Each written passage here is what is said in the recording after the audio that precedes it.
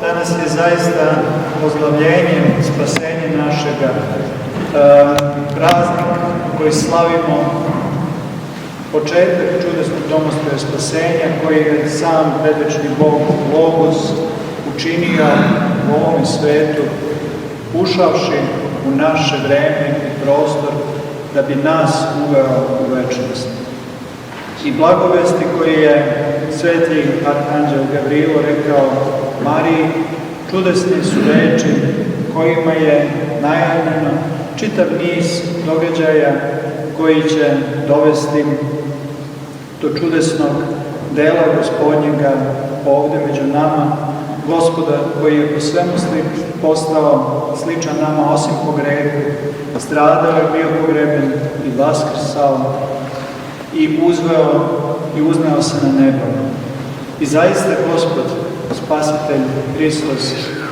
iako predvečni Bog posede po svemu sličan nama, hodaš među nama, iako On koji nije podložan kao Bog stradanju i patnji u svojoj ljudskoj prirodi koju primio na sebe, primio je i mogućnost da osjeti i stradanje i patnju, da bi iscelio ljudsku prirodu koja je bila povređena grehom i udaljenjem od Boga. Zato je ovo početak iseljenja i naše prirode i našega sveopšteg spasenja, odnosno ocelotvorenja, jer zapravo spasenje nije ništa drugo nego ocelotvorenje svega u Hristu Spasitelju, Hristu predvečnom Bogu, radi koga, kojim i za koga je sve stvoreno i u kome živimo i koji je svuda i sve ispunjava. Taj Bog došao je među nas i bio među nama, iako stalno budući sa nama u telu je boravio među nama i živeo i stradao i vaskrsao. Presveta Bogorodica bila je ta preko koje se učinila ta čudesna i velika tajna, jer upravo da bi sam Bog postao čovjek trebao da bude rođen od žene i zato je izabrana djevica Bogorodica Marija, koja je očišćena Duhom Svetim, bila izabrani sasud koji je postao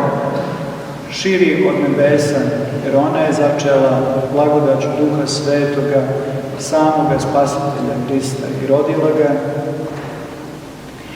I ona je ta koja je bila prvi služitelj samoga Spasitelja kao njegova majka po telu, koja je nosila tu ulogu služenja i dan danas ona je ta koja je uvek uz nas svojim molitvama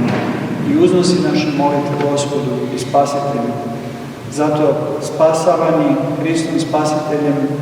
ništa to ne biva bez presvete Bogorodice, koju stalno i pominjemo u našim molitvama i praktično nijedne molitve u našoj crkvi nema gdje se ne opomenemo presvete Bogorodice Marije,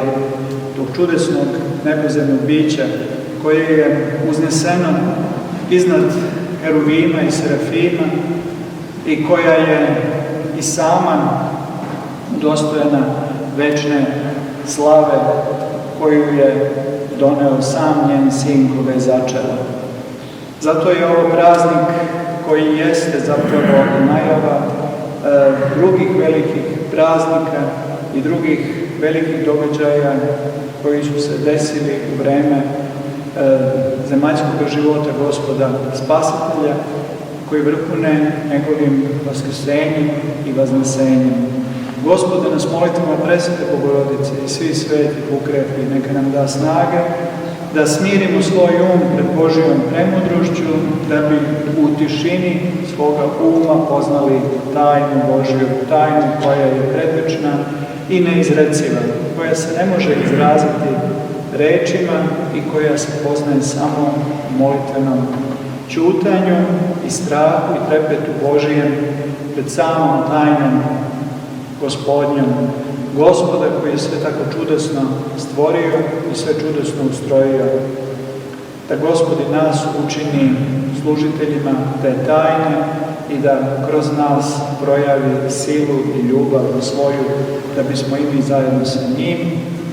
i u carstvu Oca Nebeskoga, blagodaću Duha Svetoga, večno živjeli i slavili Boga Spasitelja. Amin.